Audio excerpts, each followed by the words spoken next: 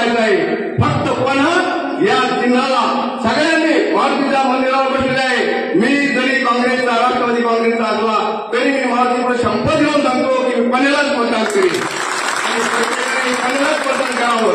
आणि मला एकच सांगायचं आहे, मंगेश साबळे घरी नसताना त्यांच्या गावात गेलो होतो, कारण ते माझी नाटक होते, पण त्यांचं शेततळ पाहिलं, त्यांच्या डोंगरावर जाण्याचा रस्ता पाहिला, हिरवी झाडी पाहिली, भरपूर काही पाहिलं, पण मंगेश साबळेचा माझ्याकडे फोन नंबर नसल्यामुळे मी त्याला पोहोचू शकलो। फक्त मंगेश साबळे आणि कर्तव्यवान पुरुष म्हणून मी मतदान करणार आहे। सांगायचं म्हणजे मी स्वतः मंगेश साबळे साहेबांना भीती होऊन तैफीच्या भीती होऊन खाली उतरवण्याचा प्रयत्न केला होता।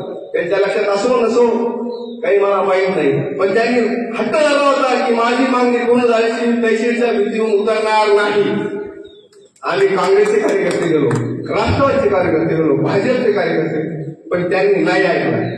एक बात असं केला की तहसीलमध्ये जो भोंगा पिचकरी होता तो शेतकऱ्याच्या शेतात फवारणी करणारा भोंगा पुढे चालतो शेतात, पण ह्या माणसानं तो भोंगा पुढे चालवला तहसीलदाराच्या पुढील।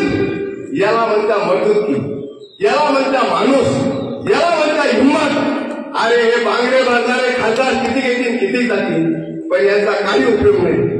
मी तळतळीने सांगतो आणि एक मताने सांगतो की आपलं सगळं गाव आई बहिणी ताई काका बाबा मामा काय असतील त्यांनी फक्त पन्हा या फुलीवर आपलं अमलमत देऊन या भावी खासदाराला खासदार कसं करायचं हे ठरवायचं आपल्याला।